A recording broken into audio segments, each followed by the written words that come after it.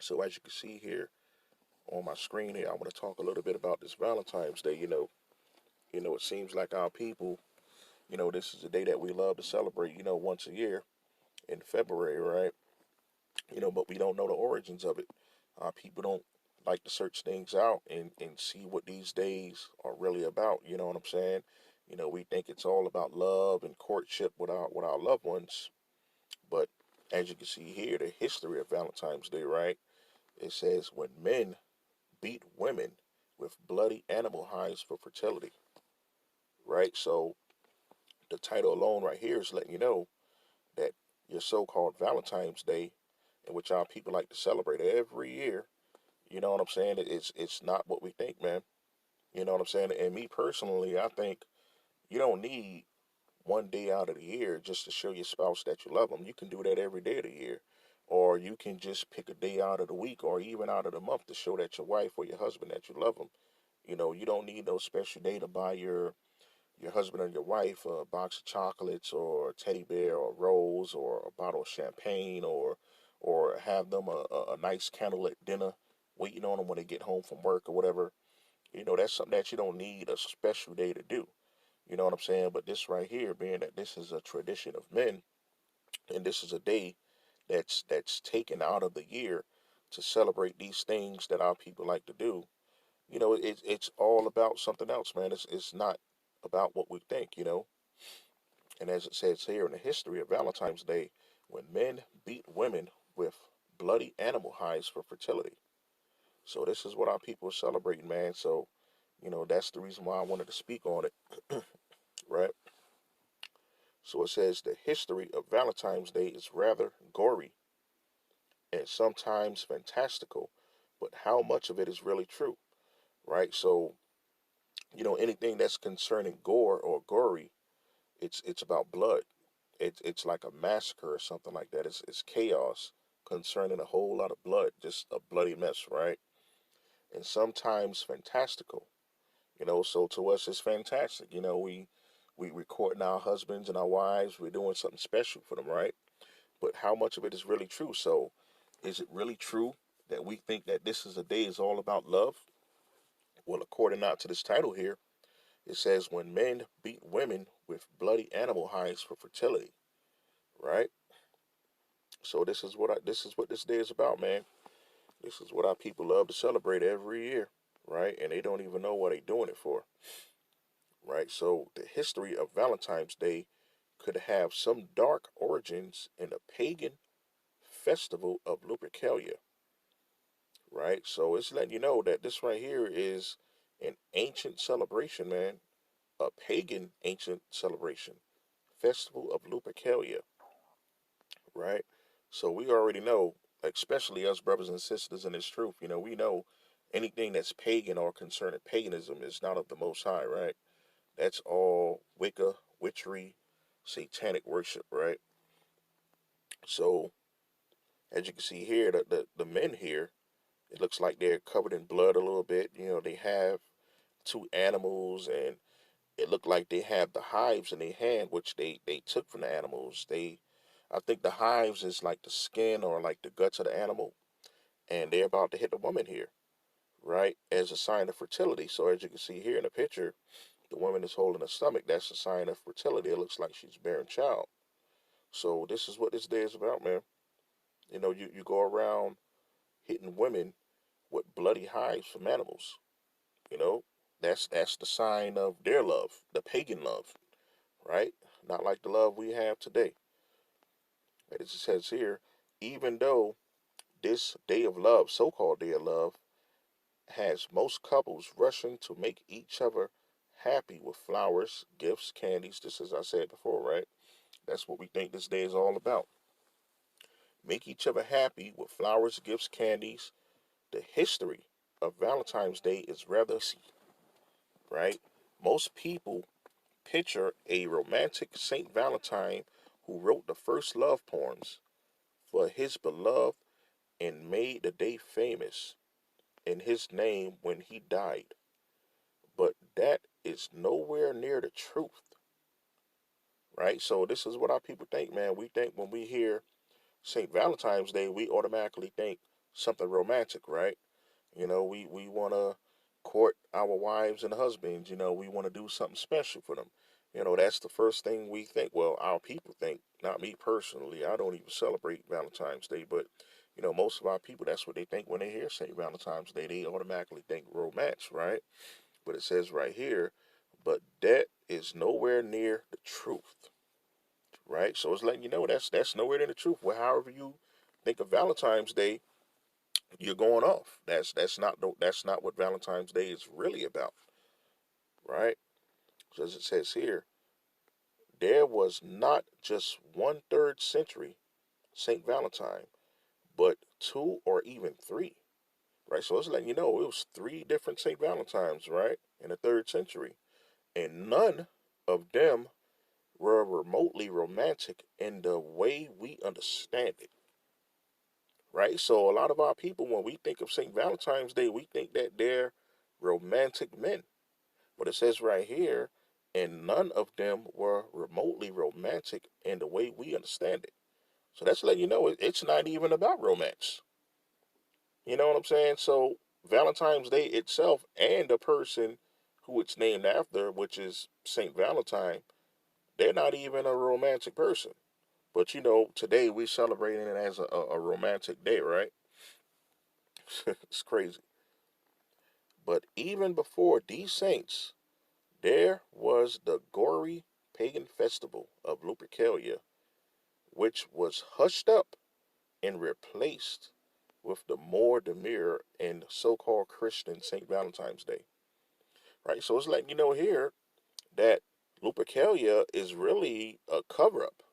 It's well, actually, St. Valentine's Day is really a cover-up for Lupercalia, right? And they tried to Christianize it by calling it Saint Valentine's Day, right? But correct me if I'm wrong, a saint is someone who's not evil, right? Or someone who's not concerned with paganism, right? So how can it be Saint Valentine's Day? But this is what our people are celebrating, man. They don't like to search these things out, and put one and one together and see what the heck they're really doing, right? Pagan festival Lupercalia, which could have given way to Valentine's Day, right? So it's letting you know here, this is all a cover, man. This is really Lupercalia you're celebrating, which is an ancient pagan festival, a gory pagan festival, right? As you can see here in the picture, it looks like a whole lot of chaos going on up in there.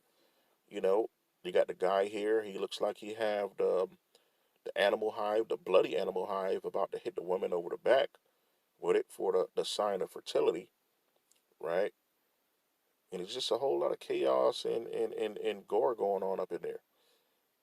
That's what it's all about, man. Pagan origins of Valentine's Day. The origin of Valentine's Day has a few very gory tales associated with it. Many believe that fixing February the 14th as the date for St. Valentine's feast day was an attempt, right? Was an attempt to Christianize the pagan fertility festival of Lupercalia, right? So it was an attempt to Christianize it, right? And then it says here, dedicated to the Roman god of agriculture, Faunus, and the founders of Rome, Romulus and Remus, right? So right here, this is breaking the first commandment of the Most High. Thou shalt not have no other gods before me. So just by celebrating this day right here, you're breaking the first commandment of the Most High, which is an abomination in the Most High's eyes, right? Because it's dedicated to a Roman god, right? So to celebrate Lupercalia during February the 13th to 15th, the members of the Roman, Salakia, the members of the order of Roman priests called Luperci assembled in the sacred cave where Romulus and Remus were supposed to have been taken care of by the she wolf. The priests would then sacrifice a dog for purification and a goat for fertility, right? So they sacrificing dogs and goats for fertility and purification to other gods, to the Roman gods, right? So that right there, that lets you know that that's pagan right there, man. You know what I'm saying? So if they sacrificing animals to a Roman god, right? And the Most High said, "There's no other god besides me" in the scriptures, right? So who is this Roman god? If it's not the Most High of the scriptures, then obviously you're doing this to Satan. You know what I'm saying? Because this is not of the Most High, man. Right? You can't even find Saint Valentine's Day in the scriptures. Right? So I don't even know how our people celebrate these things, man. And they call themselves, believers in the Most High and followers of Hamashiach, and they celebrating days like Valentine's Day. But a lot of our people don't even know really too. So that's the reason why I'm bringing this video out, right? To let our people know, the deal of what they're really participating in. You know what I'm saying? To celebrate Lupercalia during February the 13th to the 15th, the members of the order of Roman priests called Luperci assembled in the sacred cave where Romulus and Remus were supposed to have been taken care of by the she-wolf. The priests would then sacrifice a dog for purification and a goat for fertility. The goat hide would then be cut into strips, stripped into sacrificial blood, and taken to the streets to slap women in crop fields to improve their fertility. Right? So this is what they doing, man.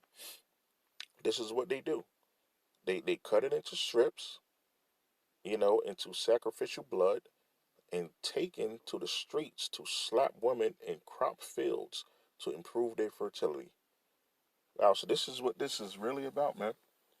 This is nowhere near about courtship of your husband and wife and showing them that you love them and treating them special. This is some whole other mess right here, man. This talking about sacrifice and slapping women with bloody hides from animals. You know what I'm saying? This is what Valentine's Day really is, man. Right? Slakia. Though the men were half naked and running through the streets, the women welcomed this act as per the beliefs of the time and actually lined up for the same, right? And it says here, Festival of Lupercalia,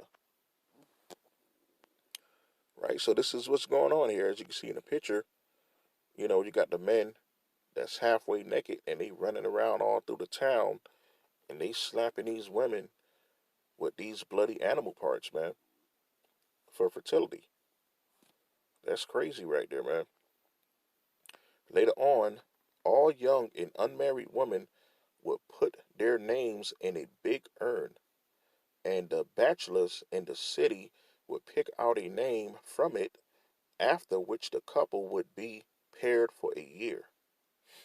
This arrangement often ended with couples being married, right? But we all know that's BS, you know what I'm saying? But I guess they're just trying to make it look good, right?